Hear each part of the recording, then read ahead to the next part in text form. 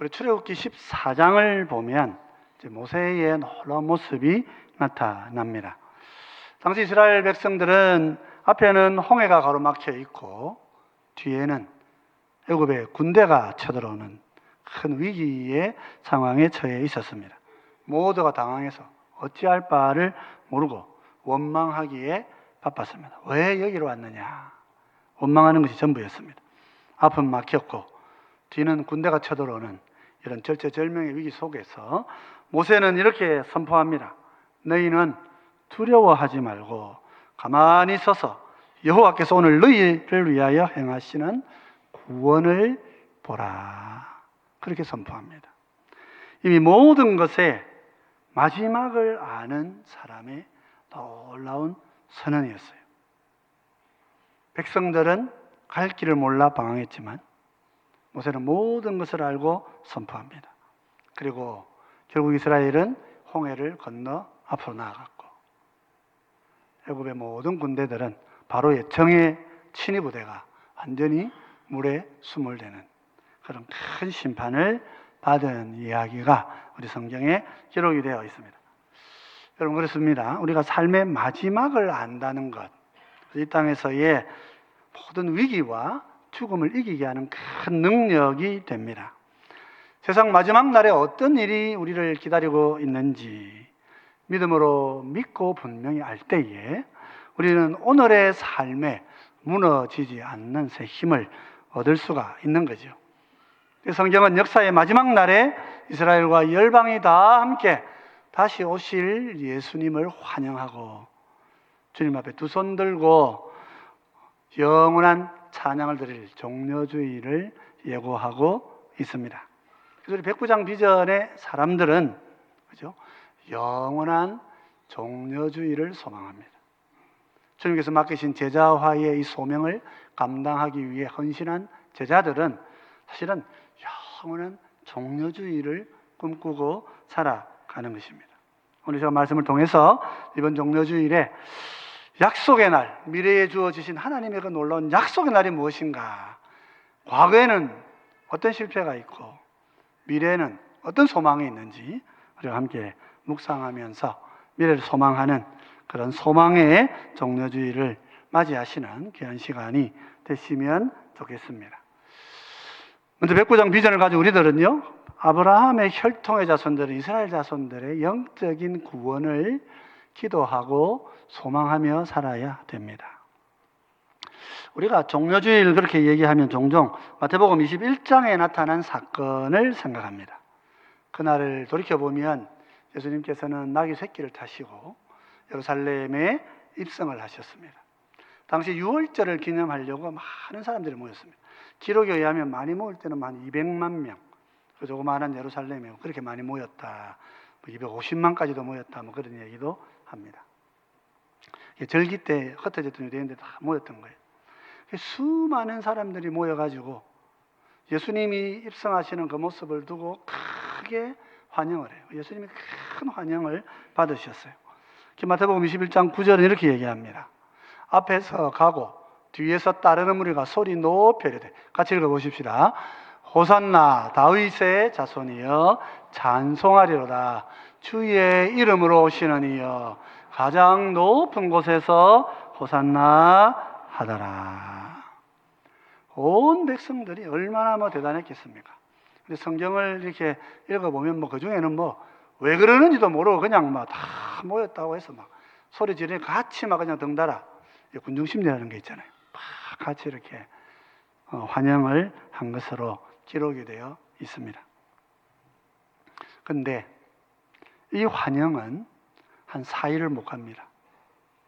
순식간에 사람들은 돌변해서 예수님을 십자가에 못 박아야 된다고 총독으로 와 있는 로마 사람 빌라도에게 압박을 가하죠. 마태복음 27장 22절은 이렇게 기록하고 있습니다. 빌라도가 이르되 그러면 그리스도라 하는 예수를 내가 어떻게 하랴? 그들이 다 이르되 십자가에 못 박혀야 하겠나이다. 본디오 빌라도는 사실은 예수님을 놓아주려고 많은 애를 쓴 인물입니다. 그의 아내도 간밤에 꿈을 꾸고 그 스산하던 꿈자리를 이야기하면서 절대로 예수님을 해치면 안 된다. 당신의 인생에 큰 재앙이 온다. 절대로 그렇게 하면 안 된다. 그렇게 말을 할 정도였어요. 그래서 그는 이 절기가 되면 사람 놓아주던 관례를 이용해가지고 바라바라고 하는 악인을 내세우면서 이 바라바하고 예수님 중에 누구를 놓아주고 당연히 예수 선생을 놓아주기를 그는 기대했던 것입니다. 그런데 사람들은 그렇게 하지 않았어요. 오늘 본문에 우리가 읽은 대로 십자가에 못 박혀 하겠습니다. 십자가에 예수님을 못 박아야 된다 하고 당시에 사람들은 외쳤던 거예요. 종려주일에 수많은 사람이 모여서 주의 이름으로 오시는 이여 주를 못 박자 하고 마음 바뀌는데 4일 5일이 채 안 걸린 것입니다. 그로 인하여 유대인들은 초림의 주님을 십자가에 죽이고 구원의 길을 거절함으로써 성전은 회파되고 그들의 인생은, 그들의 민족은 전 세계로 흩어져서 유리방황하는 자들이 되었습니다. 예수님께서는 마태복음 24장 2절, 오늘 이 빌라도의 선언이 있기 전에 이렇게 말씀하셨어요. 대답하여 이르시되 너희가 이 모든 것을 보지 못하느냐? 내가 진실로 너희에게 이르노니 돌 하나도 돌 위에 남지 않고 다 무너뜨려지리라. 예루살렘 성전이 완전히 무너질 것이다. 제자들이 예루살렘 성전을 보고 예수님께 말합니다. 이 성전 얼마나 대단합니까? 헤롯이 굉장히 성전을 확대했어요. 원래 이제 자기 정체성이 약한 사람은 외형을 잘 꾸미려고 합니다. 헤롯은 사실 에돔 족속으로 이스라엘 왕이 되었잖아요. 명분이 약한 거예요. 왕통이 약한 거죠. 다윗 왕가가 회복이 돼야 되는데 뭐 에돔 족속이 왕이 돼가지고 이스라엘에 뭐 말을 할 수 있겠어요. 그러니까 내가 메시아다 하면서 한 게 이제 성전을 아름답게 꾸민 것입니다. 그러니까 근본이 없는 사람은 다른 걸 아름답게 꾸밉니다. 이 성전 건물을 아름답게 꾸민다고요. 아름답게 꾸몄어요. 그 제자들이 보고 얼마나 아름답습니까? 예수님 대답하셨어요. 돌 위에 돌 하나 남지도 않을 것이다. 이 성전은 AD 70년에 완전히 무너져 내렸고 그때 반란을 일으켰던 66년부터 70년 사이 반란을 일으켰던 유대인들은 다 종으로 끌려가가지고 만든 게 로마의 콜로세움이에요. 유대인들은 콜로세움 보러 안 다닙니다. 우리나라 사람들이 많이 다니지. 로마에 가서 막 콜로세움 본다고 야단인데 민족의 수치란 말이에요. AD 691년경에 압드 암랄리크라는 우마이야 왕조의 한 칼리퍼가 그 예루살렘 성전이 있던 자리에 이슬람 사원을 세웁니다. 석돔이죠. 이들은 무함마드가 부르카라고 하는 그 특별한 짐승을 타고 하루 만에 메카에서 막 이 예루살렘까지 올라와가지고 예루살렘에서 승천했다. 그러면서 그 석돔을 지어 놓았어요. 지금도 예루살렘에는 성전이 없고 석돔이 세워져 있습니다. 이스라엘은 성전을 잃고 전 세계로 흩어져 방황하는 민족이 되었어요. 그런데 성경에는 놀랍게도 그렇게 끝난 줄 알았는 이스라엘이 하나님의 택함을 받고 구원받는 백성이 될 것이라고 예언하고 있습니다. 로마서 11장에서 민족의 구원을 기도하던 바울은 이렇게 얘기합니다. 같이 한번 읽어볼까요? 이 신비는 이방인의 충만한 수가 들어오기까지 이스라엘의 더러는 우둔하게 된 것이라. 그리하여 온 이스라엘이 구원을 받으리라. 성경에는 두 가지 신비가 나옵니다. 첫 번째 신비는 이방인의 구원을 위한 하나님의 놀라운 계획이에요. 그리스도를 보내셔서 이방인을 구원하신다. 미스테리오는 소테리아, 구원의 주를 보내신다 하는 거예요. 또 하나의 신비가 여기에 나오는 신비. 하나님께서 때가 되면 유대인들을 택한 백성을 돌아오게 하실 것이다. 그렇게 약속하고 있습니다. 그리고 이 놀라운 약속은 오늘 우리가 읽은 요한계시록 7장 5절로 8절에서 이렇게 성취가 될 것을 예언하고 있습니다. 유다, 르우벤, 갓, 아셀, 납달리, 므낫세, 시므온, 레위, 이사갈, 스불론, 요셉, 베냐민 지파 중에 인침을 받은 자가 다 각각 1만 2천이라 그랬습니다. 여기 이 목록을 보면 여기에 단 지파가 빠져 있습니다. 그리고 그 단 지파의 자리에는 놔두세요. 레위가 들어가 있고요. 그리고 이제 에브라임 지파의 자리에 요셉이 들어가 있습니다. 에브라임은 원래 요셉 지파는 에브라임과 므낫세 두 지파를 말하는 것인데 므낫세를 별도로 세우고 에브라임을 요셉으로 기록을 하고 있는 것입니다. 그리고 단의 자리에 지금 레위가 있어요. 이건 조금 역사적으로 해석적으로 어떻게 이해해야 될 것인가 복잡한 말들이 있습니다만은 어쨌든 이건 이스라엘 백성들을 구원하시겠다고 하는 하나님의 약속이에요. 12지파에서 12,000명씩 하니까 14만 4,000명이 되는 것입니다. 12 곱하기 12가 144. 완전수가 곱해진 것이고 곱하기 1000배를 한 것입니다. 14만 4천이지요. 상징적인 것으로 보여집니다.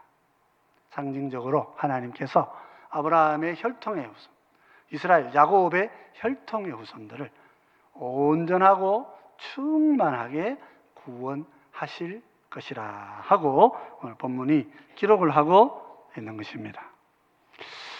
근데 요즘 우리 주변에 보면 이 신천지가 우리 대한민국 사람 14만 4천을 구하겠다고 열심히 전도하고 있어요. 우리 이만희 씨는 청도 출신이지요. 청도에 가면 그 이만희 씨 집 주변에 있습니다. 청도에는 옛날부터 우리는 일제시대 때부터 시온파라고 하는 이단이 있었습니다. 이분들은 자기 교구를 12 제자들의 이름으로도 붙이기도 하고 12지파 이름을 붙여가지고 그렇게 성도들의 신앙생활을 했어요. 일제시대 때 일본에 끝까지 굴복하지 않고 고난을 당하면서 그렇게 신앙생활 한 분들이에요. 오히려 정통교회들이 다 이렇게 일제 신사참배할 때 이단들이 더 열심히 죽을 목숨의 위기를 견디면서 이렇게 지켜온 거예요.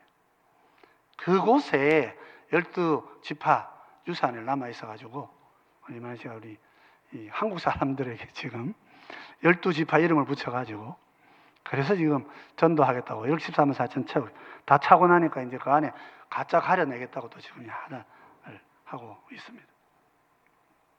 근데 이 14만 4천은 오늘 본문을 보면 유대인을 구원하시겠다는 숫자예요. 하나님께서는 초림의 주님을 거부하고 초림의 주님을 이방인의 손에 팔아넘기고 이방인이 구해주려고 하는데 끝까지 고집해가지고 죽였던 그 이스라엘 민족을 심판하시고 넘어뜨려서 온 열방 우둔한 자가 되게 하고 이방이 구원을 얻는 믿음의 역사를 이루셨다. 때가 되면 그 민족을 구원하시겠다. 아브라함에게 한 약속을 하나님 지키시겠다. 그 성경은 말씀하고 계신 것입니다. 그래서 우리 백부장 비전의 사람들은요, 열방을 향하여 복음의 전도를 감당해야 되지만, 이 백부장 비전을 펼쳐야 되지만, 동시에 하나님의 처음 구약의 백성 이스라엘의 회복을 믿고 간구하고 소망하는 동역자들이 되어야 합니다. 국가 이스라엘은 우리가 좀 다르게 봐야 됩니다. 그러나 하나님이 택하신 교회 이스라엘은 우리가 함께 기도하고 함께 세워가고 함께 주님을 맞이할 영광의 백성에 참여할 자들로 마음에 소망을 두어야 하는 것입니다. 여러분, 이스라엘이 믿는 자, 하나님 믿는 자 주실 때에 하나님 앞에서 온전히 세워질 날을 여러분 기도하시고 우리가 함께 영원한 종려주의를 만나기를 기대하시는 여러분 되시기를 바랍니다. 이 백부장 비전의 사람들은 그래서 이방과 이스라엘과 열방이 함께하는 영원한 종려주의를 기다리는 백성들이라 말이에요. 이스라엘 백성들은 분명히 초림의 주님을 거역했습니다. 그대로 십자가에 못 박아 죽였습니다. 그런데 하나님 오늘 본문에서 14만 4천의 자기 백성을 구원하시겠다고 약속하고 계신 거예요. 계시록 7장 9절은 그 14만 4천을 이렇게 얘기합니다. 같이 한번 읽어볼까요? 이 일 후에 내가 보니 각 나라와 족속과 백성과 방언에서 아무도 능히 셀 수 없는 큰 무리가 나와 흰 옷을 입고 손에 종려가지를 들고 보좌 앞과 어린 양 앞에 서서 그러지요. 나라와 족속과 백성과 방언이라 그랬습니다. 14만 4천의 이스라엘 백성들이 인침을 받습니다. 이것은 6, 7인을 떼는 날에 6번째 인을 떼는 그 시간에 하나님께서는 자기의 택한 백성 이스라엘 백성들의 14만 4천의 머리에 인을 치시고, 그러고 난 다음에 전 열방의 나라와 족속과 백성과 방언에서 아무도 셀 수 없는 많은 열방을 함께 불러와 가지고 그들로 하여금 구원하심이 보좌에 앉으신 우리 하나님과 어린 양께 있도다 하고 찬양하게 하신다 하는 것입니다. 여러분, 이 초림에 예수님께서 예루살렘 입성하셨을 때 그 백성들이 예수님을 향해 뭐라고 했어요? 호산나 이렇게 불렀어요. 호산나. 이 성경에 호세야, 이사야, 여수아, 예수아 모든 말은 다 야샤라는 말에서 오는 구원자라는 뜻입니다. 호샤 우리를 구원하소서, 플리즈 청유형 의미가 붙은 거예요. 우리를 구원해 주십시오 하고 이렇게 초림 때 이스라엘 백성들이 불렀잖아요, 주님 앞에. 근데 마지막 날에, 종말에 이스라엘 14만 4천과 열방이 다 함께 모여서 뭐라 그럽니까? 구원하심이 우리 하나님과 보좌에 앉으신 하나님과 어린 양에게 있습니다 선포하는 것입니다. 같은 노래를 하는 것입니다. 구약 이스라엘의 백성들은 2000년 전에 구원해 주십시오 이렇게 말했지만은 미래에 영원한 백성들이 함께 부를 노래는 구원하심이, 이미 구원받음이 주님 안에 있습니다. 재림하시는 주님을 향해서 그렇게 호산나를 외치는 그 날이 올 것이다. 성경으로 그렇게 약속하고 있는 것입니다. 구약의 백성들은요, 과거에 예수님의 초림을 맞이할 때에 주님을 제대로 영접하지 못했어요. 여러분, 6월절이 무슨 날이에요? 6월절이 무슨 날입니까? 여러분, 우리 어떤 날로 알고 있어요? 6월절. 출애굽기 읽어보면 6월절은 이스라엘 백성 주님 오시기 1400년 전에 애굽에서 출애굽한 날이에요. 근데 예수님 하나님께서 이스라엘 백성들에게 출애굽을 기억하면서 6월절을 지키라고 하실 때 그들에게 말씀하신 게 뭐예요? 출애굽 그 사건만 잘 기억해라, 그런 거 아닙니다.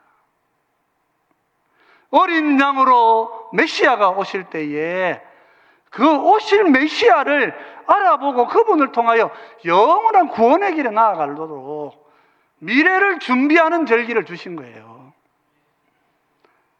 그런데 이스라엘 백성들은 그 미래를 준비하지 않은 거예요. 과거에 매여가지고 우리가 그 나라 애굽에서 나왔구나 이것만 생각하고 미래를 잃어버린 거예요. 미래를. 정작 주님이 오시니까 십자가에 못 박아 죽여버리는 것입니다. 오늘 주님께서 우리에게 이 유월절을 주시고 종료주일을 주시는 것은 과거를 회상하라고, 저 실패한 이스라엘을 보라고 주시는 게 아니에요. 다시 오실 메시아가, 다시 이 땅의 영원한 왕으로 오실 그날에 그 주님을 구원하심이 보좌에 앉으신 우리 하나님과 어린 양께 있습니다. 찬양을 부를 영광의 날을 꿈꾸며 살라고 종료주일 우리 가운데 주시는 줄 믿으시기 바랍니다. 그런 것입니다, 여러분. 백부장 비전의 사람들은요, 마지막 날에 이스라엘과 열방이 함께 호산나를 외치는 그 날을 소망하고 꿈꾸고 사는 거예요. 그래서 우리는 이스라엘도 품고 열방도 품고 그렇게 주님의 재림의 날을 꿈꾸며 사는 것입니다. 우리 그런 영광의 종려주의를 꿈꾸고 사시는 우리 모두가 되시기를 주의 이름으로 축원드립니다. 이 영광을 꿈꾸는 백성들, 어떤 백성들입니까? 백부장 백성들이 누구입니까? 백부장 비전을 가진 백성들은 그리스도로 씻기고 영원한 위로받는 백성들이에요. 오늘의 우리의 이 모습이 아니라 영원한 은혜의 날을 새롭게 누릴 우리들입니다. 오늘 본문을 보면 누가 질문하잖아요. 장로 중에 한 분 질문한다 그랬죠. 이스라엘과 열방의 찬송을 들으시고 장로님 중에 한 분이 묻습니다. 이 선지자 요한에게, 사도 요한에게 묻습니다. 이 흰옷 입은 자들이 누구며 어디서 왔느냐? 묻습니다. 지금 요한이요, 갑자기 땅에서 하늘로 올라가가지고 이 마지막 날에 지금 인 떼는 그걸 보고 있잖아요. 하나 떼고 두 개 떼고 6번째 떨어지는데 막 이스라엘 인을 치고 막 열방에서 찬양하고 흰옷을 다 입고 와 있고 막 정신이 없어요. 저는 모르겠습니다. 설명해 주십시오. 여러분, 우리 성경 읽을 때, 말씀 읽을 때 모르는 게 맞아요. 말씀 읽을 때마다 여러분 물으셔야 되는 거예요. 하나님이 무슨 뜻입니까? 아이고, 이거 내가 다 이해합니다. 다 알고 있습니다. 다 지옥 갈 사람들이에요. 물어야 되는 거예요. 이 하나님 인간의 뇌로 하나님의 계시를 어떻게 우리가 다 이해하겠냐고요. 항상 물어야 돼요. 말씀 앞에서 여러분 물으시는 분들 되시기 바랍니다. 하나님의 말씀을 물어야 되는 거예요. 그래야 길이 보이고 삶이 보이는 거예요. 장로님 설명해 주는 거예요. 14절 15절이 이렇게 얘기합니다. 같이 한번 읽어보십시다. 같이 읽겠습니다. 이는 큰 환난에서 나오는 자들인데 어린 양의 피에 그 옷을 씻어 희게 하였느니라. 그러므로 보좌에 앉으신 이가 그들 위에 장막을 치시리니. 그래서 누구라고요? 큰 환난을 겪고 나온 자들이다. 우리 성도의 삶에는 고난이 있습니다. 우리 이번에 지금 요한복음 우리가 이렇게 묵상하고 있는데 예수님께서 그 다락방 강화 15장, 16장, 17장, 요한복음 16장, 17장 말씀하시면서 뭐라고 그러세요? 세상이 너희를 미워할 것이다. 너희가 내 사람이기 때문에 그렇다. 세상은 너희가 자기 사람 되기를 원하지만은 내가 하나님이 너희를 내게 주셔서 내 사람 만들었다. 그래서 세상이 너희를 미워할 거야. 놀라지 마라. 여러분 어려움 당하십니까? 놀라지 마십시오. 환난을 당하십니까? 놀라지 마십시오. 아유, 그 목사님 어렵네. 찬양하세요. 아유, 그 선교사님 어려움 겪었다. 기도하세요. 놀랄 일이 아닙니다. 예수님을 십자가에 못 박았는데 우리가 이 땅을 잘 살기를 바랍니까? 주님이 십자가에서 죽으셨는데 우리가 세상에서 잘 살기를 바란다고요. 제자가 아닌 거예요. 환난에서 나온 자라 그랬어요. 여러분 세상에 돈에 미혹당하지 마십시오. 다른 사람 아파트 사는 좀 우리 평평수 한 20평 더 넓게 산다고 여러분 부러워하면 안 되는 거예요. 좋은 차 타고 다니는 사람 너무 부러워하지 마세요.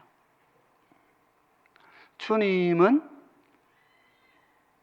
이 땅에 땅 한 평 없이 사셨어요. 그냥 십자가에 못 박힐 때 그거 하나 딱 박히죠. 자기 무덤 안에 아레마대 사람 요셉이 무덤 내놨어요. 무덤할 땅도 없었어요. 그 고난을 지나온 자들이 어린 양의 피에 그 옷을 씻어 정결케 된 자들이다. 유대인이나 이방인이냐고 중요한 게 아니에요. 유대인도 이방인도 다 주님의 보혈에 옷 씻은 자들이 하나님의 이름을 찬양하고 주님께서 그 백성들 무리 위에 장막을 치시고 찾아오셔가지고 우리의 집이 되어주시는 거예요. 그죠? 이들은 환난을 이긴 남은 자들이요.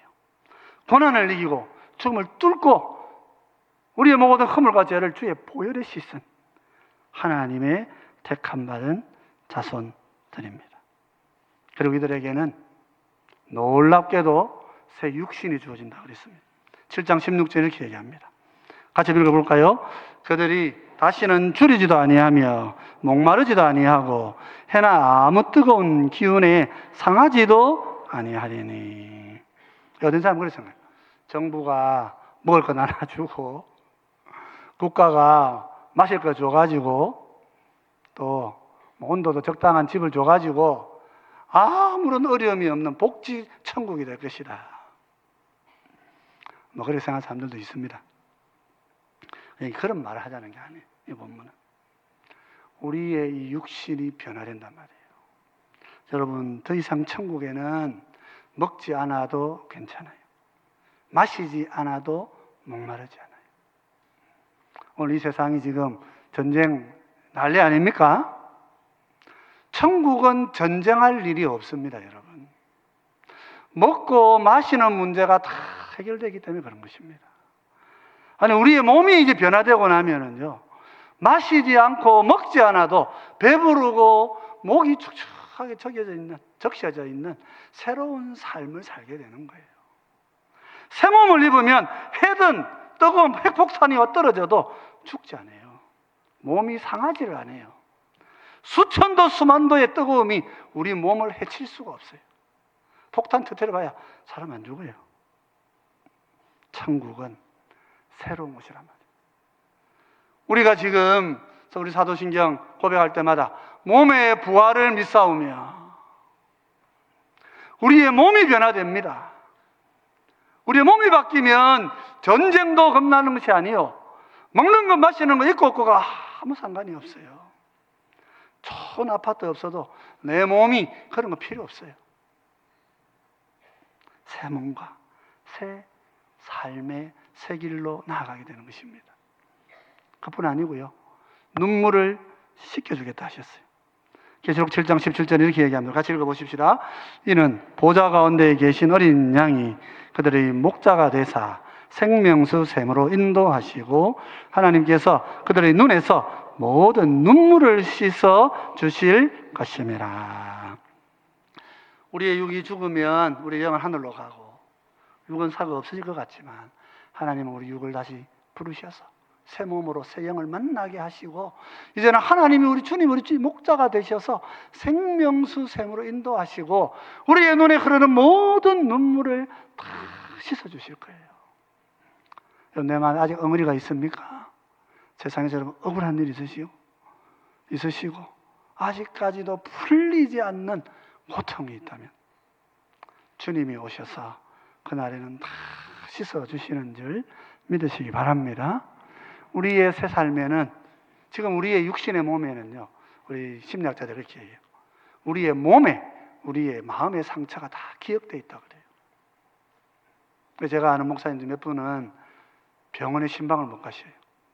교인들이 막 원망하셔요. 왜 못 가시느냐? 병원에 가 몸이 마비가 됩니다, 이분들은.